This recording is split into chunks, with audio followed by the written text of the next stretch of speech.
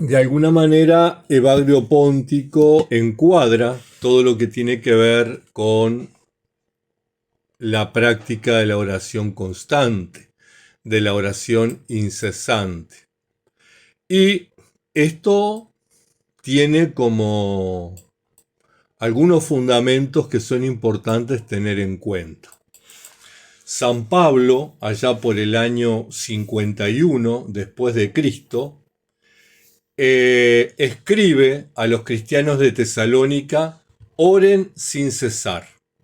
Está la primera carta de San Pablo a los tesalonicenses, capítulo 5, versículo 17. Y esto es importante porque no le está escribiendo a los monjes, porque en aquel tiempo no había monjes. Le está escribiendo a los cristianos. Le está diciendo a los cristianos que oren sin cesar. Algo que en Occidente resulta tal vez un poco descabellado, un poco sin mucho sentido. Bueno. Y entonces uno tendría que preguntarse si esto que dice San Pablo para todos los cristianos, ¿por qué no todos los cristianos lo cumplen? Es como la primera pregunta que tenemos que hacernos.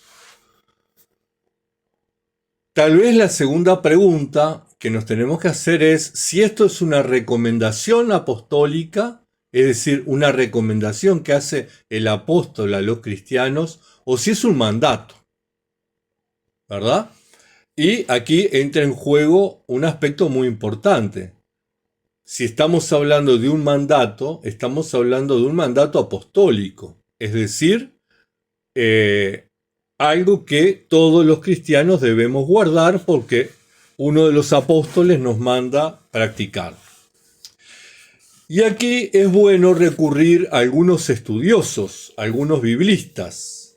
Por ejemplo, la Escuela de la Biblia de Jerusalén, es decir, los que tradujeron la Biblia de Jerusalén. Luis Alonso Jekyll, un biblista de renombre, de categoría. Juan Mateos, otro biblista impresionante. Casiodoro de Reina y Cipriano de Varela, que son los que tradujeron la Reina Valera, la Biblia Reina Valera, entre otros, colocan esta sentencia del apóstol Pablo: oren sin cesar, primera carta de Tesalonicenses, capítulo 5, versículo 17, la ponen no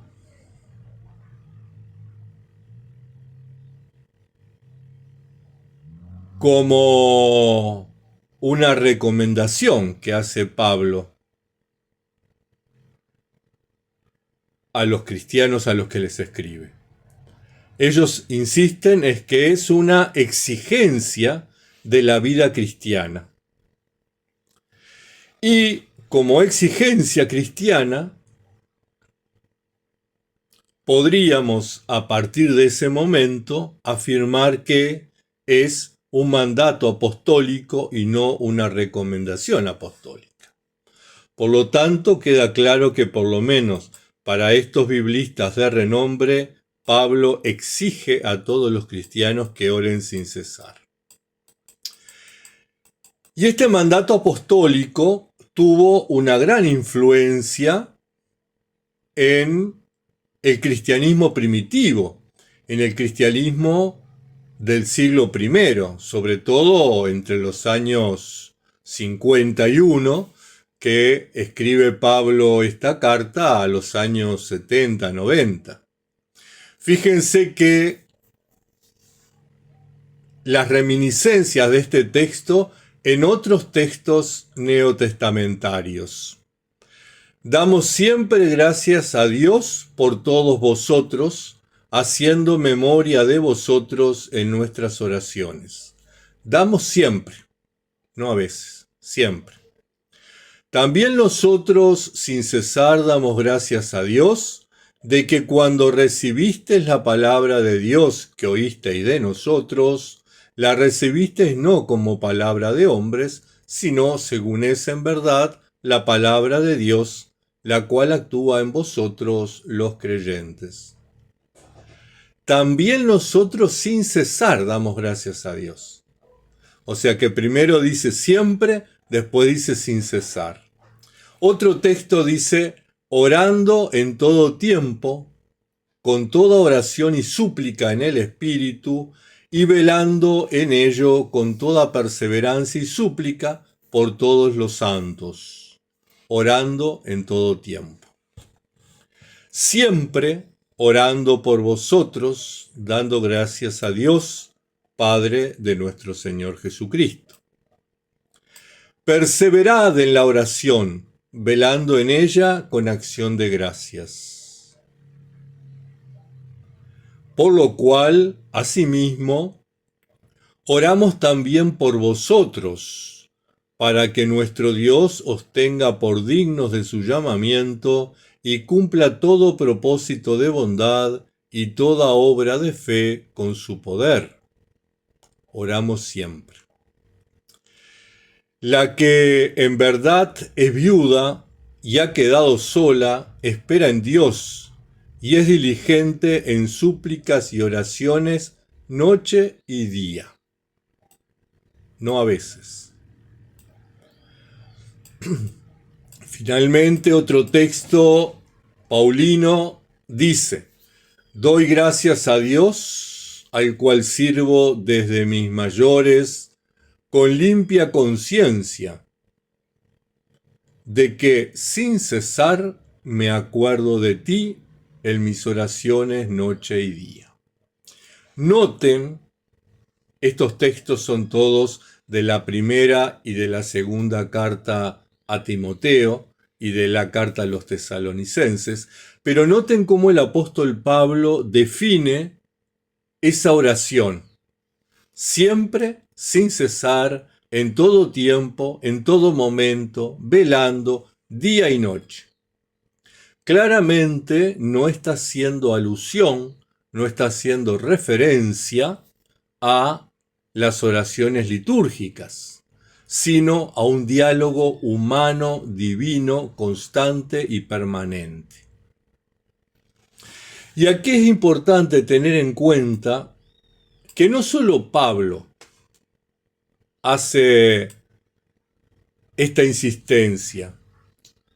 Nosotros entre líneas podemos leer Lucas 18, versículo 1 al 8, podemos leer el texto de la parábola sobre aquella viuda insistente, donde Jesús nos dice que hay que insistir en la oración.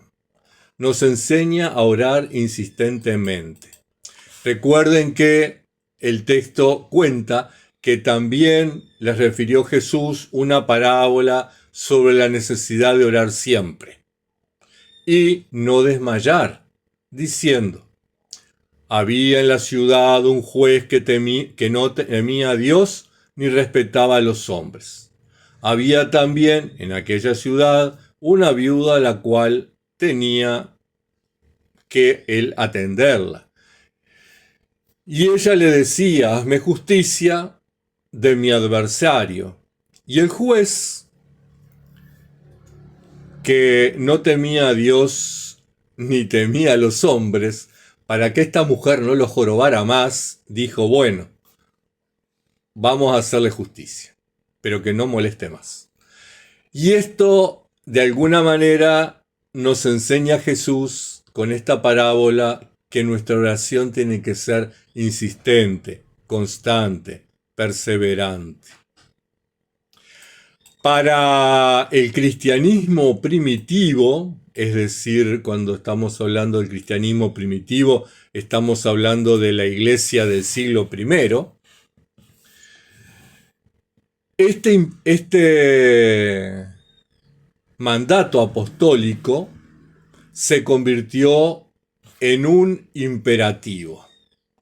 Era fundamental la oración incesante. Pero por otro lado, tenemos, ¿de qué se trata esta oración incesante? El apóstol Pablo en la carta a los Filipenses, en el capítulo 2, versículos 6 al 11, introduce un himno que, según muchos estudiosos, muchos exégetas bíblicos, es anterior a Pablo. Ya lo cantaban los cristianos antes de que Pablo lo pusiera en la carta. Y, por lo tanto, no fue escrito por él, sino que era propio de las liturgias cristianas. Un himno a Jesús Cristo que cita su encarnación, su anonadamiento, su humillación y su muerte para concluir, de alguna manera, en la última parte, versículos 9 al 11, por lo cual Dios lo exaltó y le otorgó el nombre sobre todo nombre, para que al nombre de Jesús toda rodilla se doble, en el cielo, en la tierra y en el abismo, y toda lengua confiese que Jesucristo es Señor, para gloria de Dios Padre. Fíjense que para la iglesia primitiva, para los cristianos del primer siglo, el nombre de Jesús representaba a su persona. Es una forma, una especie de presencia. Nombrarlo es hacerlo presente. Y si saltamos al siglo IV, hay un apotegma de Abba Nesteros. Déjenme ver, para ver quién es el Abba, que no me acuerdo. Abba Nesteros, que dice: ruega a Dios como si estuvieras en su presencia. Él está efectivamente presente. Al santo nombre de Jesús, la iglesia primitiva le atribuye poder. Fíjense que nosotros leemos Hechos de los Apóstoles y cuando cuenta el proceso de la iglesia, del crecimiento de la iglesia, no bautizaban en el nombre del Padre, del Hijo y del Espíritu Santo. Vean cómo Hechos de los Apóstoles dice: lo bautizó en el nombre del Señor. O sea, el poder que tenía el nombre de Jesús en la iglesia primitiva. Y hay otros textos, por ejemplo, el apóstol Juan pone en boca de Jesús, Evangelio de Juan, capítulo 16, versículo 23, dice: yo os aseguro, lo que pidáis al Padre en mi nombre os lo dará. Y el libro de los Hechos de los Apóstoles da testimonio de la fe que tenían los apóstoles en el santo nombre de Jesús. En el capítulo 4, versículo 12 dice: no hay bajo el cielo otro nombre por el cual se pueda ser salvado. O sea que el único capaz de llevar la salvación a la humanidad es Jesucristo, su nombre. Y también hay otro texto de Hechos de los Apóstoles, capítulo 3, versículo 7, que dice: no tengo... ¿Se acuerdan cuando Pedro y Juan van al templo? Porque ellos no tenían iglesia, no eran cristianos, los apóstoles eran judíos. Entonces fueron al templo, a los sacrificios, y se encuentran con un paralítico que les pide limosna. Y Pedro le dice: no tengo plata ni oro, pero lo que tengo te lo doy. En el nombre de Jesucristo de Nazaret, levántate y anda. La iglesia primitiva y todo el movimiento ascético posterior, es decir, los cristianos ascetas anterior a los monjes, a los padres del desierto, y aún los padres del desierto, asocian la oración continua al santo nombre. La forma de orar sin cesar es a través del nombre de Jesús. Al invocarlo, Él se hace presente. ¿Cómo me distrae esto? Hay un texto del evangelista Lucas, en realidad son dos textos del evangelista Lucas, que son claves para darle forma a la jaculatoria que tenemos hoy. Señor Jesucristo, Hijo de Dios, ten piedad de mi pecador. Y esos textos son de Lucas, capítulo 17, versículo 11 al 19, que cuenta que Jesús iba a Jerusalén y pasaba por Samaria y por Galilea, y al entrar a una aldea le salieron 10 leprosos. ¿Se acuerdan de los 10 leprosos? Y le gritaban: Jesús, Maestro, ten misericordia de nosotros. El texto, el vocablo griego, misericordia, puede traducirse también por piedad, ten piedad de nosotros. Puede traducirse por compasión, ten compasión de nosotros. O sea que ya este texto da un aporte a la construcción de la jaculatoria. Y el otro texto es de Lucas 18, 9 al 14, donde el publicano y el fariseo están orando. ¿Se acuerdan que el fariseo, lleno de soberbia, daba gracias a Dios porque no era como los demás? No era ni siquiera como ese publicano que estaba en el fondo. Y en el fondo estaba el publicano, que no era querido ni por el sistema religioso ni por el pueblo, porque justamente recaudaba impuestos para el César, y decía, golpeándose el pecho: Dios, ten piedad de mi pecador. Y Jesús nos dice que, bueno, que el publicano fue justificado y el fariseo no. Pero los versículos 13 del capítulo 18 y del capítulo 17, los dos versículos 13 nos aportan el Jesús, ten misericordia de nosotros, y el Dios, ten piedad de mi pecador. Con esos dos se forma la oración, la jaculatoria que hoy conocemos con la oración de Jesús, la oración del corazón, la oración esicasta. Otros la llaman la oración centrante, otros la llaman la oración, la meditación, ¿verdad? La famosa meditación de la que hablan los padres esicastas. Entonces, algunos aportes que tenemos que tener en cuenta que están vinculados a esta antigua práctica. Primero, tiene su origen en un mandato apostólico del año 51. Por lo tanto, está dirigido a todos los cristianos y no a los monjes. De hecho, si leemos El Peregrino Ruso y prestamos atención, nos vamos a dar cuenta que hay una cantidad de laicos que practicaban la oración de Jesús. Retomen la lectura de El Peregrino Ruso y van a verlo. Segunda cosa, no fue creada por una tradición cristiana, ortodoxa, católica, anglicana, luterana, metodista, no, sino que se forma a partir de la fusión de dos textos bíblicos, por lo tanto, tiene un carácter eminentemente ecuménica, vale para todas las denominaciones, no necesariamente para los ortodoxos. Nadie puede afirmar que no puede orar esta fórmula, y nadie puede afirmar que fue creado por ellos.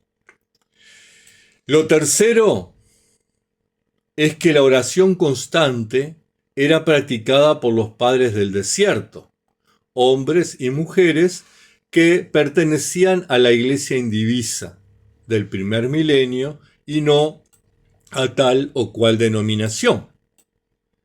Y eso es importante tenerlo en cuenta.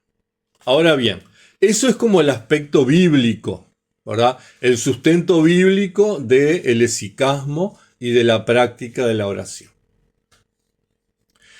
Es importante, cuando hablamos de sicasmo, entender de qué estamos hablando. La esiquía es un vocablo griego que quiere decir quietud. Una quietud que es física y mental. Que también puede traducirse por silencio, que puede ser interior o exterior. Y que también puede traducirse por paz. O sea que estas acepciones tienen como elementos para definir qué es la esiquía. Y este estado de serenidad, de paz interior, de calma, de quietud, porque nosotros podemos preguntarnos, bueno, pero a ver, un ejemplo de esiquía. Bueno, en Lucas capítulo 28 tenemos un texto clarísimo que dice, al oír estas cosas, estaba Jesús predicando en la sinagoga y no cayó en gracia lo que estaba diciendo. Por lo tanto, todos en la sinagoga se llenaron de ira y levantándose le echaron fuera de la ciudad.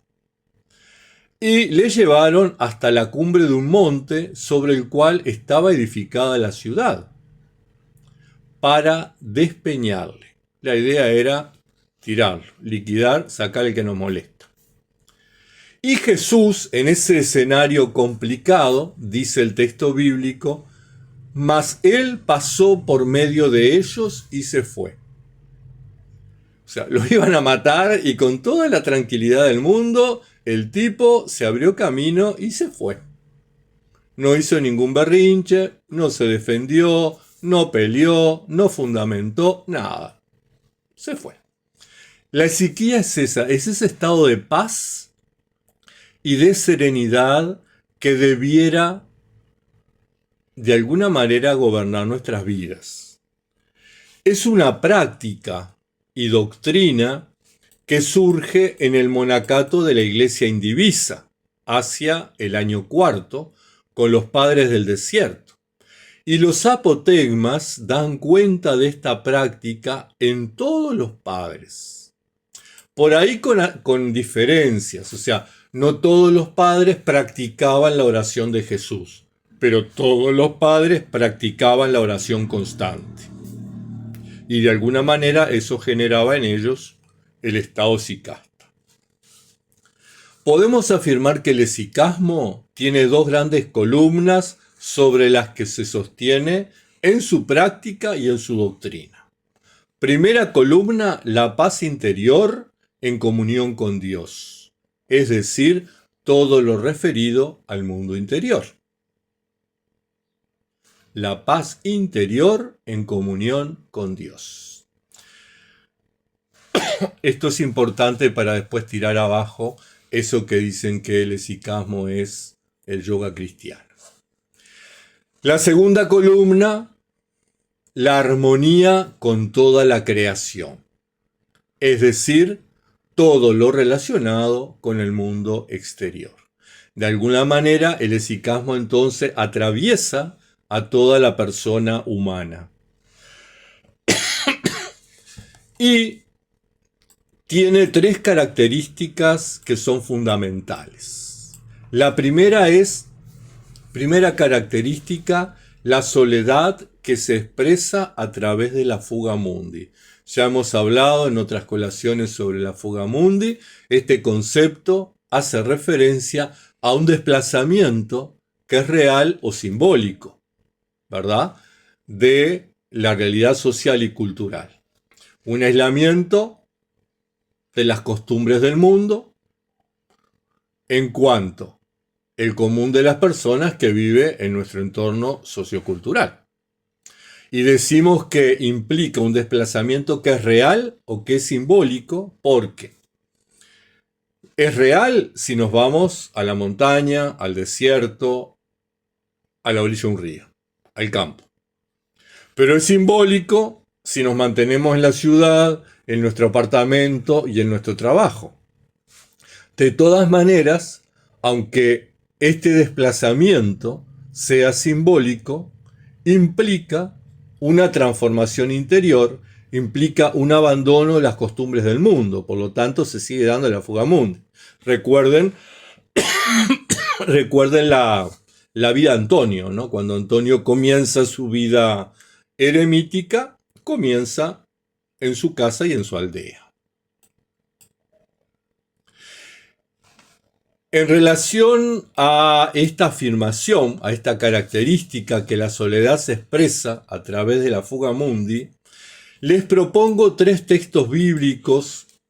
Yo acá se los resumo, pero ustedes léanlos. Primera, Libro de los Reyes, capítulo 19. El profeta Elías se retira al monte Horeb en busca del encuentro con Dios. Segundo ejemplo, Mateo 3. Juan el Bautista se retira al desierto para desarrollar su ministerio profético. Tercer texto, Mateo 4. Jesús, que se introduce en el desierto para discernir la voluntad de Dios. La segunda característica que tiene el esicasmo es el silencio que se expresa a través de la búsqueda de la comunión con Dios. Nuevamente volvemos a la soledad y el silencio del desierto para la escucha de Dios. Y en este punto es importante establecer una aclaración. Una cosa es oír y otra muy diferente es escuchar. Oír es percibir con los oídos los diferentes sonidos, pero escuchar es prestar atención a lo que se oye. Y nuevamente les propongo 3 textos bíblicos que claramente manifiestan esta diferencia entre oír y escuchar. Éxodo 3 es el primer ejemplo. Es la manifestación de la zarza ardiendo. Moisés oye muchos sonidos. El viento en el desierto, el crujir de las ramas que ardían, el balido de las ovejas que pastoreaba. Había muchos ruidos y los oía todos. Pero entre esos muchos ruidos, escucha la voz de Dios y el mensaje que le comunica. El segundo ejemplo, nuevamente, es Elías en el Horeb. El profeta Elías, capítulo 19 del primer libro de Reyes, oyó muchos ruidos. El viento, el terremoto, la tormenta. En la tormenta los truenos, los rayos, la caída del agua. Pero entre los muchos sonidos, entre los muchos ruidos, escucha la voz de Dios y el mensaje que le comunica. Y el tercer caso, claramente, es el de Jesús. 40 días y 40 noches en el desierto. Jesús seguramente oyó ruidos propios del desierto. Animales, viento, el sonido de las hojas del viento en las palmeras. Y también escuchó la voz del tentador, es decir, esa voz interior que muchas veces también se comunica con nosotros. Pero entre todos los sonidos que él oye, escucha la voz de Dios que se hace palabra y respuesta a cada tentación del tener, del hacer y del poder. Y la tercera característica del esicasmo es la quietud que se expresa a través del control de los pensamientos, lo que los padres esicastas llamaban los logismoi, los pensamientos, es decir, alcanzar la ausencia de preocupaciones y la sobriedad. Todo un desafío para nosotros en este mundo y en este siglo. es la ausencia de todo y la comunión con Dios. Aquella afirmación de Jesús en el Evangelio de Juan, capítulo 10, versículo 30. El Padre y yo somos uno. Es decir, que esta quietud se expresa en esa comunión entre lo humano y lo divino, entre el cristiano o el monje y Dios. Ese Bagrio Póntico, como les decía, monje que vivió entre los años 345 y 399, quien recoge y difunde la práctica del esicasmo. Recoge porque toma la experiencia de los distintos monjes con los que él habla, la sistematiza, hay un tratado de la oración de Bagrio Póntico, y la difunde entre los monjes. Difunde la práctica del esicasmo y le asigna un cuerpo doctrinal básico. Es decir, que Evagrio lo que hace es poner la base del esicasmo y lo difunde en toda la iglesia indivisa, tanto de Oriente como Occidente. Pero recién y fundamentalmente a partir del siglo XII, siglo XIV, es decir, ya había habido el cisma, se había producido el gran cisma, Oriente y Occidente se habían separados, ya estaba la Iglesia Católica Romana y la Iglesia Católica Ortodoxa. Y es ahí, en ese siglo XII, en el Oriente, en la Iglesia Ortodoxa, que el esicasmo tiene su periodo de consolidación, donde se fijan las raíces, los cimientos y donde se construye toda la doctrina, fundamentalmente con algunos padres como Gregorio Palamas, que fue un monje que vivió entre los años 1296 y 1359 y realizó su vocación monástica en el monte Athos. Luego, otros dos padres contribuyen a elaborar la doctrina: Filoteo Coquinos, que vivió entre los años 1300 y 1379, y que fue patriarca de Constantinopla, y Nicolás Cavasilas, que vivió entre los años 1320 y 1390, y que al parecer fue candidato al patriarcado también de Constantinopla. Todos ellos han sido los grandes teólogos bizantinos que han aportado a la doctrina del esicasmo. De esta manera, el esicasmo comienza a difundirse hacia el siglo XI en los monasterios de Constantinopla, hacia el siglo XIV en los monasterios del monte Athos y hacia el siglo XVIII en los monasterios del pueblo eslavo, especialmente en Rusia. Y es a partir del siglo XX, finales del siglo XIX, comienzo del siglo XX, que retorna la práctica a Occidente. Y lo hace a través de las migraciones provocadas por la revolución bolchevique. En Rusia, específicamente, con el surgimiento de el comunismo, la matanza de los zares, la construcción de la Unión Soviética, eso produce grandes migraciones de cristianos hacia todo Occidente y llega a nosotros. Tenemos que tener en cuenta que el esicasmo cuenta con algunas técnicas o instrumentos que son fisiológicos, es decir, del cuerpo, y psicológicos, es decir, de nuestra psiquis, de nuestra mente. Por ejemplo, tener una posición cómoda, bien sentados o bien parados. Tener poca iluminación, porque ayuda a la concentración. Tener los ojos cerrados, porque ayuda a no distraernos. El uso del chotki o komboskini, porque ayuda a que el cuerpo se concentre. No es importante contar las oraciones. Lo que es importante es ayudar a la concentración, que el cuerpo esté haciendo algo.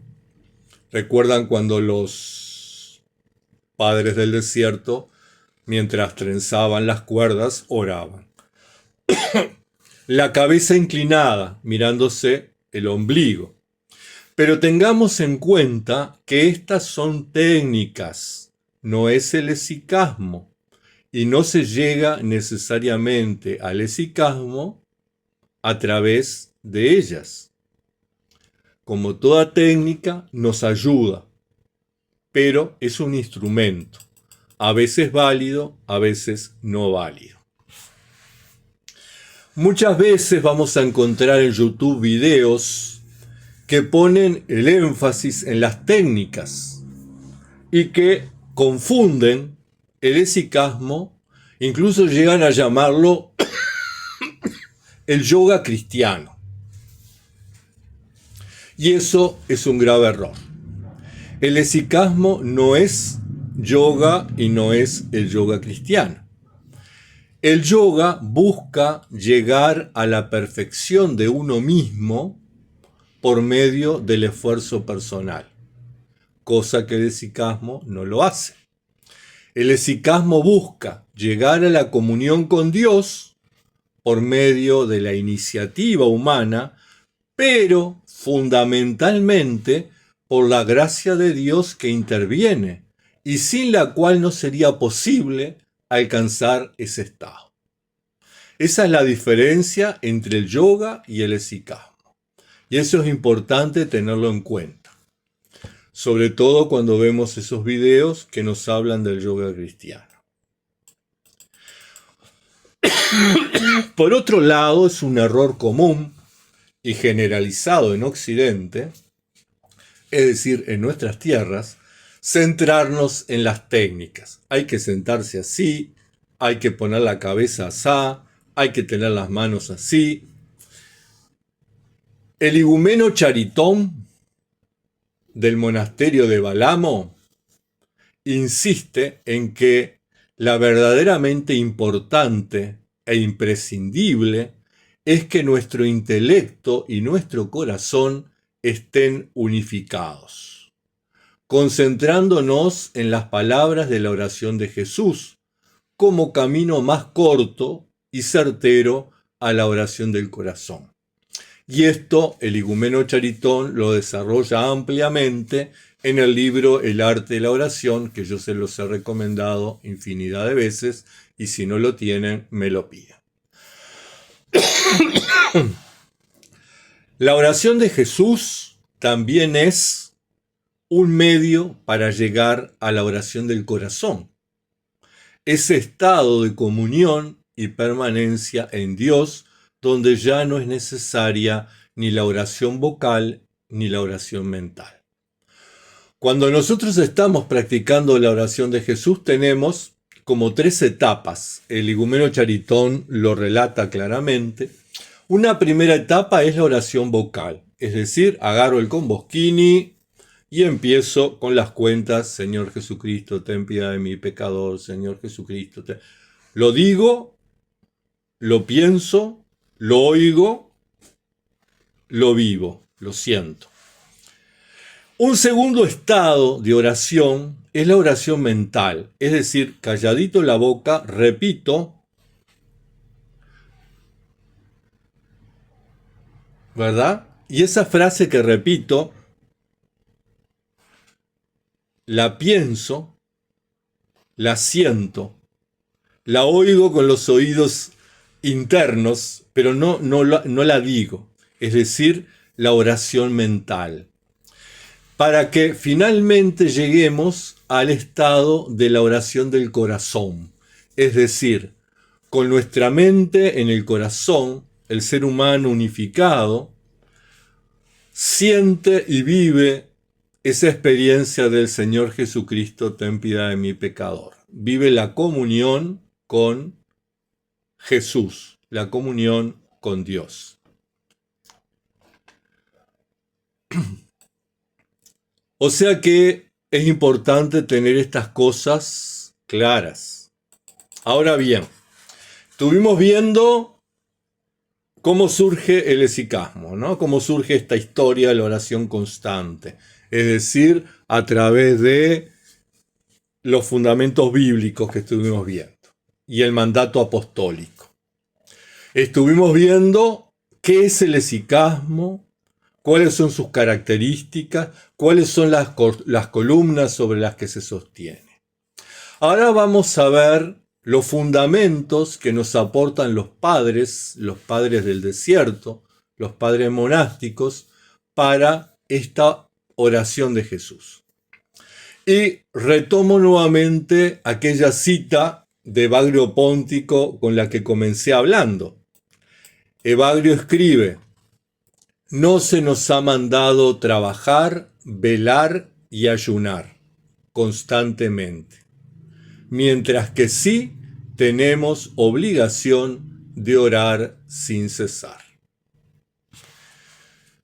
En este apotegma de los padres del desierto encontramos la enseñanza de orar continuamente. Fíjense lo que dice. El abad del monasterio que Epifanio, de santa memoria, obispo de Chipre, tenía en Palestina, le envió a decir: gracias a tus oraciones no hemos descuidado la regla. Hemos rezado cuidadosamente tercia, sexta, nona y vísperas. Pero el obispo le contestó: veo que hay horas en las que dejáis de hacer oración. El verdadero monje debe orar sin interrupción o al menos salmodiar en su corazón. Claramente, Epifanio hace una rotunda afirmación. El verdadero monje debe orar sin interrupción o al menos salmodiar en su corazón. En esta primera etapa, donde se ponen los cimientos de la doctrina de la oración incesante, los padres utilizaban fundamentalmente versículos de los salmos. Aparecen en cantidad de los apotegmas. Pero fíjense, claramente Epifanio separa lo que es oración litúrgica, tercia, sexta, nona, de lo que es oración constante. Uno tiene que orar constantemente. Hay otro apotegma que dice: unos monjes euticas, los monjes euticas eran los monjes orantes, vinieron un día a ver al abad Lucio, a Enato, la zona donde vivía el abad Lucio. Y el anciano les preguntó: ¿qué clase de trabajo manual hacéis? Y ellos le dijeron: no hacemos ningún trabajo manual, sino que, como dice el apóstol, oramos constantemente. Y fíjense cómo el abad Lucio les tira abajo toda esa posición soberbia que tenían de que oraban constantemente. Dice: el anciano les dijo: ¿no coméis? Y ellos contestaron: sí, comemos. Y el anciano les preguntó: ¿y cuando coméis, quién ora por vosotros? De nuevo les preguntó el anciano: ¿no dormís? Y contestaron: dormimos. Y cuando dormís, ¿quién ora en vuestro lugar? Y no supieron responderle. El anciano les dijo entonces: perdonadme, hermanos, pero no hacéis lo que decís, es decir, no oran constantemente. Y entonces les dice: yo os enseñaré cómo, trabajando con mis manos, oro constantemente. Me siento con la ayuda de Dios, corto unas palmas, hago con ellas una estera y digo: ten piedad de mí, oh Dios, según tu amor, por tu inmensa ternura, borra mi delito. Este es un texto del Salmo 50. Esto ¿Es una oración o no? Y los monjes dijeron sí. El anciano continuó: paso todo el día trabajando y orando mental y vocalmente, y gano unos 16 denarios. Pongo 2 delante de mi puerta, y con el resto pago mi comida. El que recoge aquellos 2 denarios ora por mí mientras que yo como o duermo. Y así es como cumplo con la gracia de Dios lo que está escrito: orad constantemente. Este apotegma plantea la tensión que había entre algunos sectores del monacato egipcio y Palestina acerca de la práctica de la oración como actividad prioritaria a otras, como por ejemplo el trabajo manual. Había sectores de los monjes que despreciaban el trabajo manual. Si nos adelantamos 500 años, vamos a encontrar que en la Edad Media, en los monasterios surge el mismo problema. ¿Por qué se produce la reforma en la práctica benedictina? ¿Por qué surge los cistercienses separándose de los benedictinos? Porque los benedictinos se dedicaban a los trabajos intelectuales y a la oración. Y los cistercienses decían, pero la regla dice que hay que vivir del trabajo en nuestras manos. Y ahí se produce la ruptura y se separa. Después los cistercienses caen en la misma y surgen los trapenses. Pero esa tensión entre oración y trabajo ha existido siempre en la vida monástica.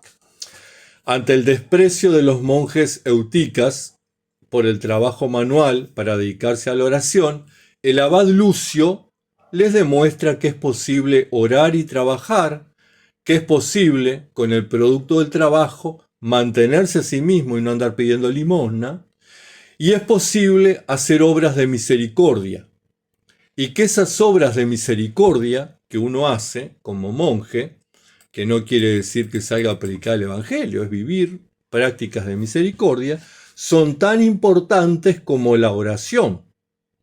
Y de hecho, algunos padres enseñan que la práctica del amor es más importante que la oración y que el ayuno. Y esto no lo digo yo, esto lo dicen los padres monásticos. Y fíjense que hasta el propio Jesús pone la práctica de la solidaridad sobre todas las otras virtudes y sobre todas las otras prácticas. Lean todo el capítulo 25, versículo 31 al 46. Es clave para entender por qué no nos vamos a salvar porque recemos mucho el oficio o recemos mucho la oración de Jesús o vayamos todos los domingos a la Eucaristía. Nos vamos a salvar por otra cosa. Y aquí lo dice Jesús, no lo dice el Padre Julio. Aunque coincido plenamente. Hay otro apotegma que relata que preguntaron unos al abad Macario, ¿cómo debemos orar? Y él les dijo, no es preciso hablar mucho en la oración, sino levantar con frecuencia las manos y decir, Señor, ten piedad de mí, como tú quieras y como tú sabes. Si tu alma se ve atribulada, di, ayúdame. Y como Dios sabe lo que nos conviene, se compadecerá de nosotros. Otra magnífica enseñanza de los padres del desierto. Oraciones cortas, oraciones frecuentes, oraciones confiadas, oraciones contextualizadas en el momento que se está viviendo, tal como es la enseñanza del abad Macario. Otros ejemplos que están en los apotegmas. Hay un apotegma que dice, el abad Lucio trabajaba manualmente sin dejar de orar mientras trenzaba sus juncos y cuerdas. permanecía en la presencia de Dios y rezaba las palabras del Salmo 50. Ten piedad de mí, Señor, según tu gran misericordia, y por tu compasión borra mi pecado. Abba Pambo, durante 3 años, no tuvo más oración que pedir a Dios: no me glorifiques en la tierra. Abba Sisoes confesaba que desde hacía 30 años ya no pedía a Dios por sus faltas, sino que le rogaba de este modo: Señor Jesús, protégeme de mi lengua. Estos son algunos ejemplos del ascetismo cristiano en relación a las plegarias breves o jaculatorias. Finalmente, otro apotegma muy enriquecedor que dice: los hermanos contaban, un día fuimos a ver a unos ancianos. Después de hacer oración, según costumbre, nos saludamos y nos sentamos para conversar juntos. Terminada la oración, en el momento de marchar, pedimos el tener de nuevo juntos un rato de oración. Uno de aquellos ancianos nos dijo: ¿cómo? ¿Pero no habéis orado ya? Le dijimos: sí, padre, hemos hecho oración al llegar, pero desde entonces hasta ahora no hemos hecho más que hablar. Y él nos dijo: perdonadme, hermanos, pero está sentado entre vosotros un hermano que mientras hablaba ha hecho 103 oraciones. Y después de decirnos esto, hicimos oración y nos despidieron. El anciano nos proporciona una magnífica enseñanza y es posible orar aún cuando se esté en una conversación. Es decir, que es posible orar cuando estamos en la cola del supermercado para pagar. Es posible orar cuando vamos en el medio de transporte. Es posible orar cuando estamos tomando un refresco con unos amigos. Es posible orar permanentemente. Y es que la oración no es repetición de fórmulas, ni muchas palabras espontáneas, sino permanecer en la presencia de Dios aún cuando se esté realizando alguna actividad. Oración es permanecer en la presencia de Dios. Evagrio, como les decía, monje del siglo IV, sistematiza las enseñanzas de los padres del desierto y le pone contexto doctrinal.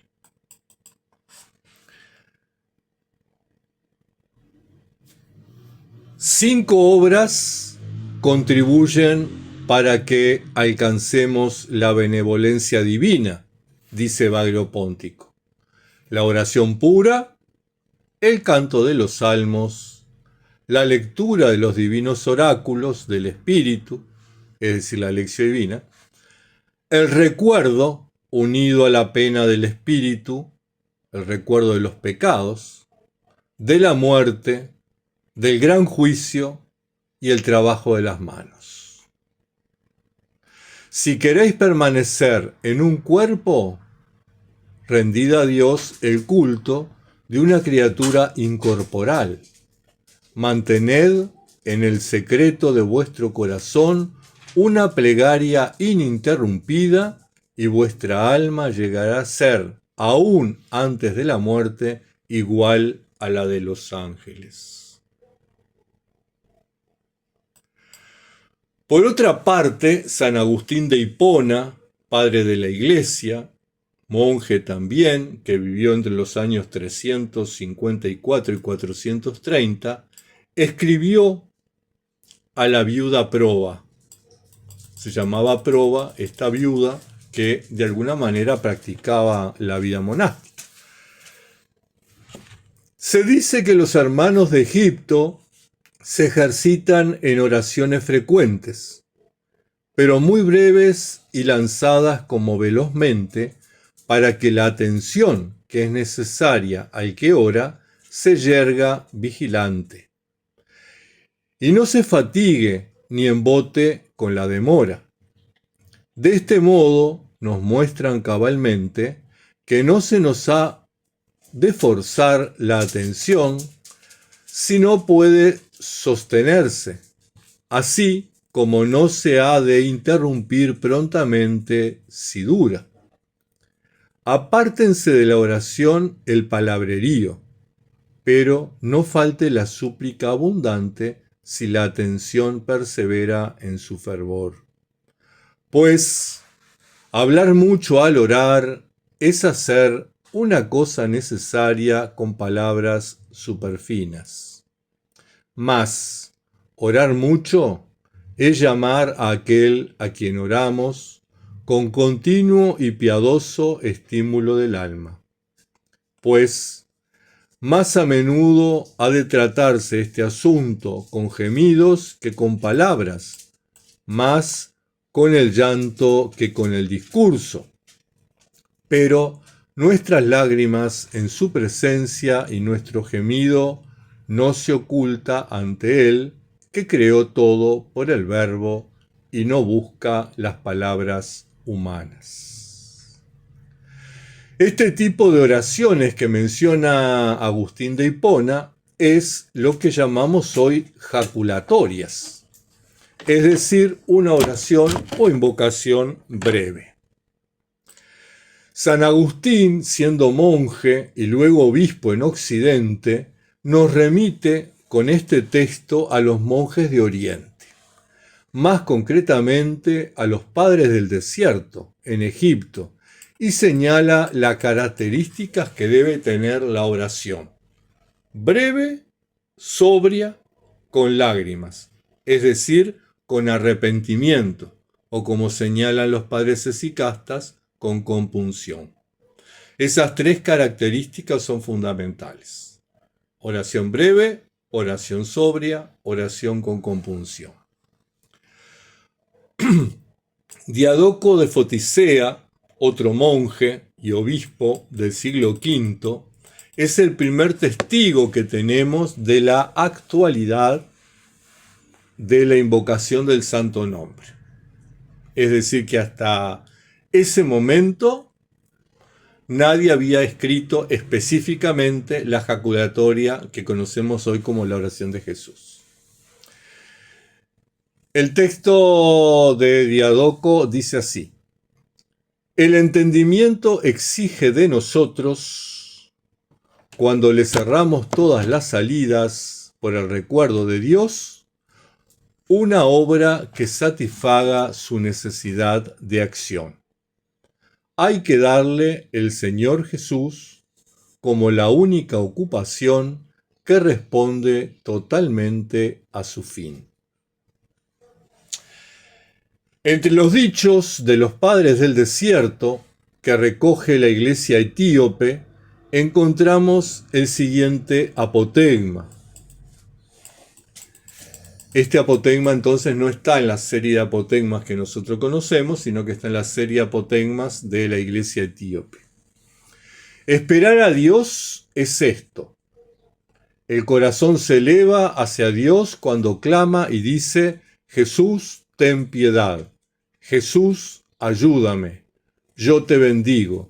Dios mío, que vives en todo tiempo, y levanta tus ojos mientras dices en tu corazón estas tres palabras al Señor.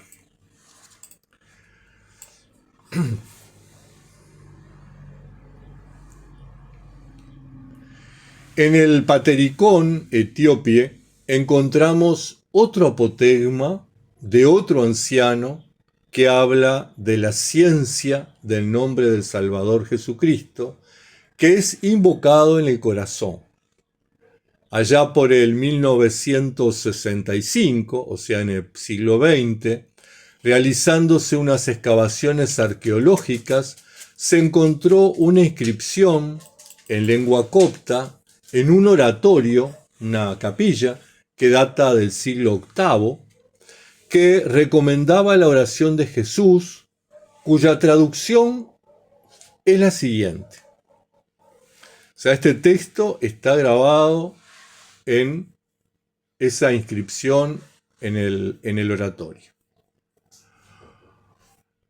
Uno dijo: si los demonios siembran en nosotros diciendo, si tú gritas constantemente, Señor Jesús, no oras al Padre ni al Espíritu Santo, sabemos en efecto que esta siembra es la de los muy ladinos, que siembran en el que es deudor, y lo interrogan para burlarse de lo que permanecen en el nombre de Jesús, para perder a los que creen en su nombre. No saben nada absolutamente, pero nosotros sí sabemos que si rezamos Jesús, rezamos al Padre con Él, y al Espíritu Santo del Padre también con Él.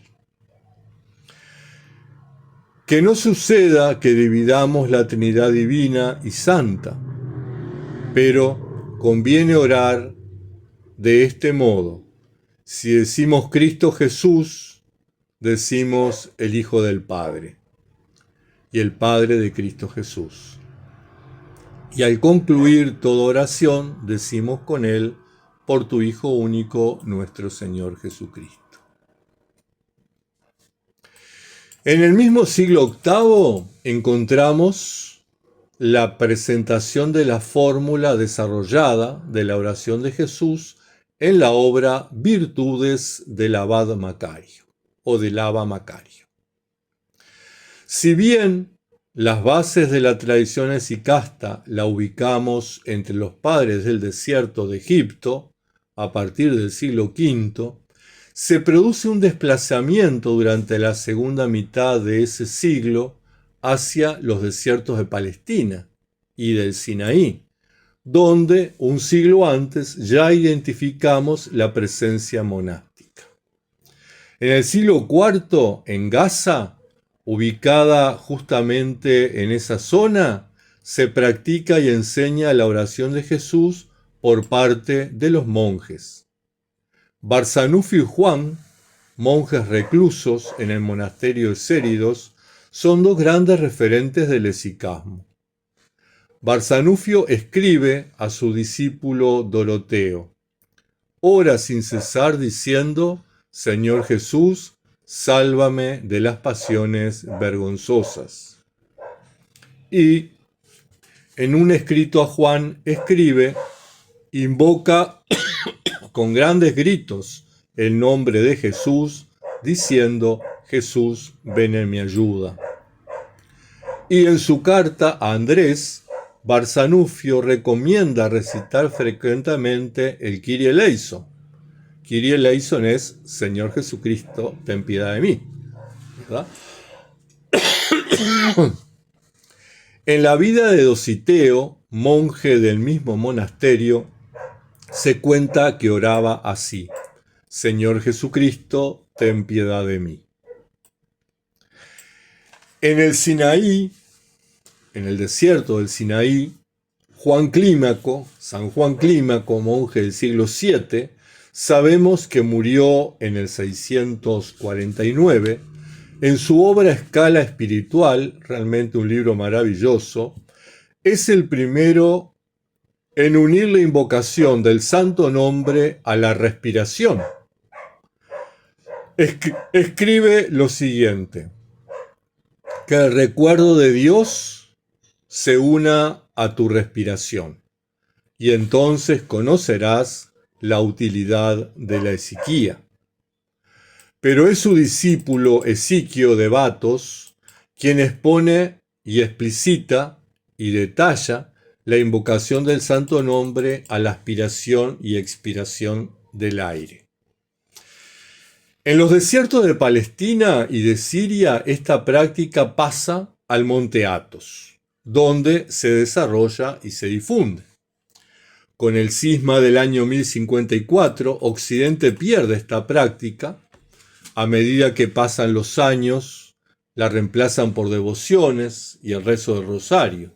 Sin embargo, Oriente la conserva celosamente en los monasterios y la profundiza a partir del siglo XIV, como decíamos hoy, fundamentalmente a través del monje Gregorio Palamas.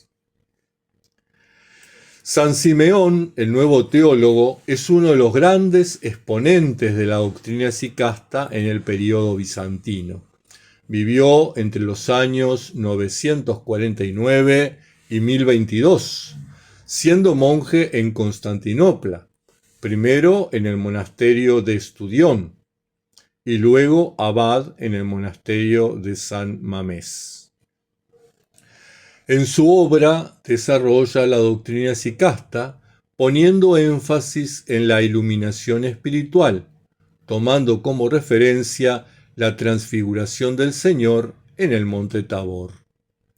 Posteriormente, Gregorio Palamas, monje en el monte Athos, que vivió entre los años 1256 y 1359, les había dicho, es quien retoma las enseñanzas de Simeón, el nuevo teólogo, y las desarrolla exponiendo tres fundamentos. Primero, el conocimiento experimental de Dios por una experiencia espiritual, en la oración que no es intelectual ni material, y se expresa en el amor de Dios y del prójimo. Segundo fundamento, Dios es inaccesible en su esencia, pero el hombre se hace Dios, es divinizado por la energía increada. Tercer fundamento, la distinción entre esencia y energía, es decir, la voluntad divina y la gracia divina. En un pasaje del Métodos, un escrito que puede ubicarse entre los siglos XII a XIV, encontramos el siguiente pasaje. Sentado en una celda tranquila, apartado en un rincón, haz lo que te digo. Cierra la puerta y eleva tu espíritu por sobre todo objeto vano y temporal. Apoya después la barbilla sobre el pecho y volviendo el ojo corporal con todo el espiritual sobre el medio de tu vientre, es decir, el ombligo, comprime la aspiración del aire que pasa por la nariz, de manera que no respires con comodidad, y explora mentalmente el interior de tus entrañas para hallar el lugar del corazón que gustan de frecuentar todas las potencias del alma. Al principio encontrarás una tiniebla y una espesura pertinaz. Pero, si perseveras y practicas esta ocupación día y noche, encontrarás, oh maravilla, una felicidad ilimitada. Una vez, en efecto, que el espíritu encuentra el lugar del corazón, percibe de golpe lo que no había sentido jamás, pues percibe el aire que se encuentra en el centro del corazón y se ve a sí mismo enteramente luminoso y lleno de discernimiento. Y desde entonces, apenas se presenta un pensamiento, antes que se termine y tome forma por la invocación de Jesucristo, lo expulsa y aniquila. Desde este momento, el espíritu, en su resentimiento contra los demonios, despierta la cólera que es según la naturaleza y llama a perseguir los enemigos espirituales. El resto lo aprenderás con la ayuda de Dios, practicando la guarda del espíritu y reteniendo a Jesús en el corazón, pues dicen, permanece en tu celda y ella te enseñará todo.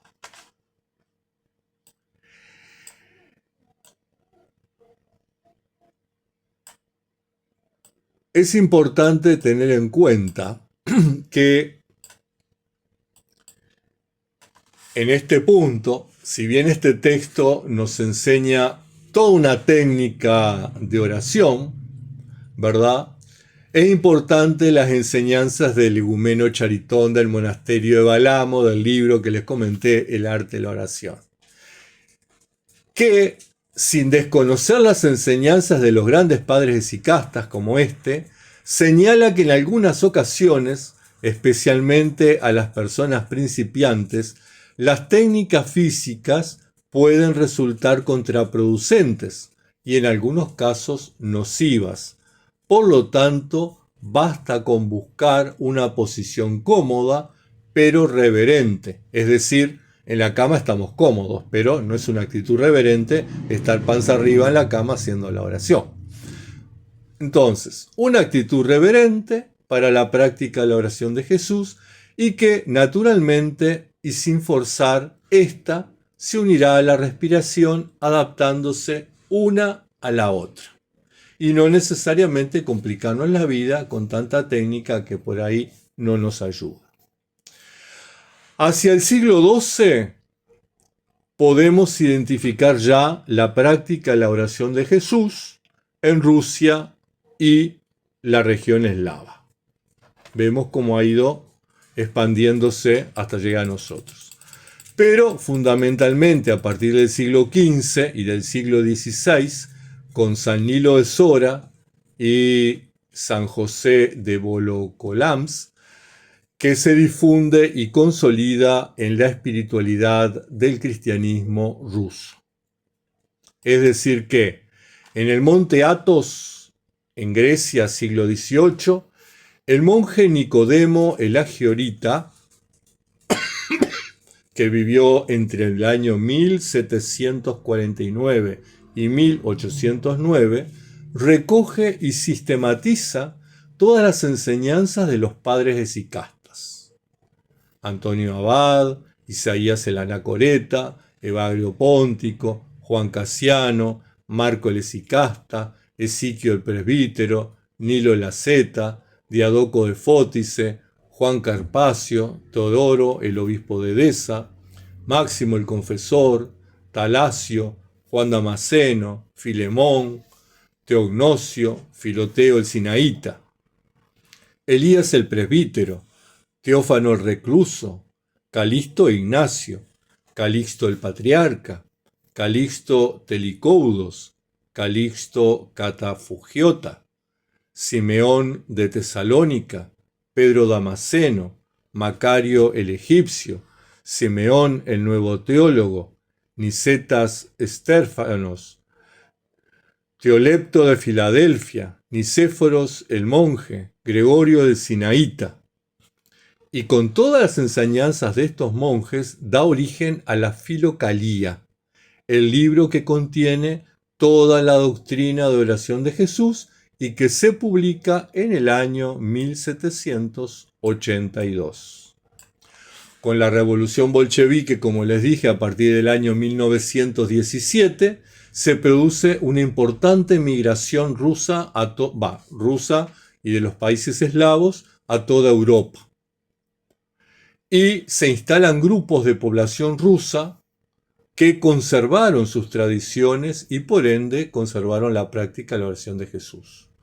Y de esta forma, y con la traducción y la publicación de El Peregrino Ruso, que todos conocemos, que se traduce al francés en 1945 y al español recién en 1978, la invocación del Santo Nombre es recuperada por todo el cristianismo de Occidente. De alguna manera, hasta aquí queda planteado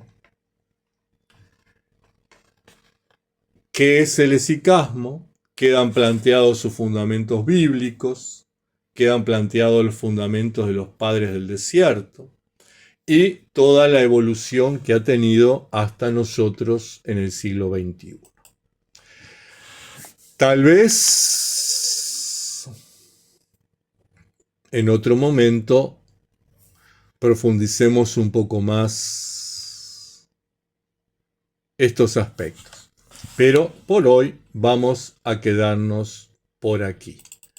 ¿Alguna pregunta que quieran hacer? ¿Duda que tengan?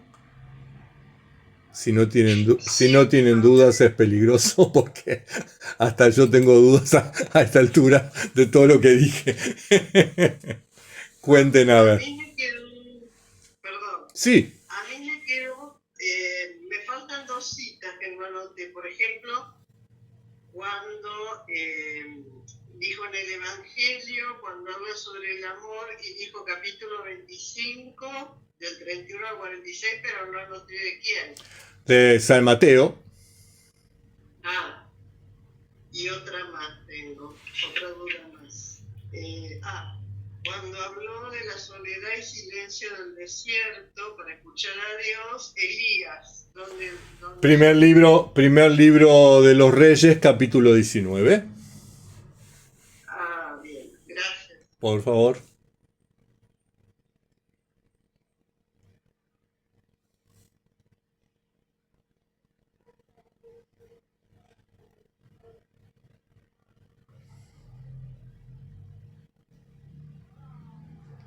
Chipi padre, a mí también me faltaba el capítulo 25, pero bueno, la hermana ya lo pidió, así que era solamente eso que me faltaba tomar nota. En cuanto a todo lo que usted ha desarrollado en esta hora y 20 minutos casi, no hace más que reforzar todo aquello que venimos leyendo y leyendo para adentro y rumiando desde ya hace algún tiempo, los que estamos en esta maravillosa decisión de seguir y alabar a Cristo. Usted tiene la culpa. ¿De qué? Porque usted fue un buscador de extender la palabra y lo ha logrado y ha encontrado muchas almas que hoy estamos unidas, no por el Padre Julio, sino a través de la intención del Padre Julio, para alabar el santo nombre de Dios, para acercarnos a la oración, para conocer el Evangelio, para poder ayudar a los demás y no ser solamente bocas de barro. Yo le agradezco. Sé que no estoy a la altura de muchas circunstancias, pero si hay algo que aprendí es la oración, la contemplación, la meditación, el silencio profundo y más aún cuando te duele todo el cuerpo. Ahí te está hablando, ahí te está diciendo, ahí te está quebrando, ahí te está fortaleciendo, y quien no lo puede entender así, no entiende nada. Entonces, todo esto que hoy usted estuvo desarrollando, que lo hemos encontrado en muchísimo material, la Biblia, la palabra escrita, no hace más que fortalecernos. Y yo realmente se lo agradezco públicamente. Sí, en realidad, si nos comparamos con todos estos viejos que nombré, ninguno estamos a la altura, ni del dedo meñique del pie, o sea, no llegamos ni siquiera al dedo meñique del pie de estos viejos, ¿no? Pero cada uno hace su camino como puede, con la gracia de Dios, y bueno, unos avanzarán más rápido, otros avanzaremos más lentos, pero lo importante es estar caminando en este camino. Que yo creo en realidad que, a ver, no es una cuestión del padre Julio, es una cuestión de que en realidad ya hay mucha gente que en Occidente ha descubierto esta práctica, que no es de la iglesia ortodoxa, sino que es de la iglesia primitiva, que es de nuestros propios orígenes. Y creo que lo importante es eso, que cada uno pueda, en la medida de sus posibilidades, enamorarse de esto que tiene que ver con nuestra identidad. Porque esta es, si se quiere, la identidad más íntima y más antigua que tenemos del ser cristianos, ¿no? Porque después se empiezan a sumar otras cosas. Pero esto es lo esencial del cristianismo. Y de alguna manera, si es lo esencial del cristianismo, está estrechamente ligado al Evangelio. Esto es el Evangelio, ¿no? Y bueno, de alguna manera todos estamos convocados a tener esta experiencia.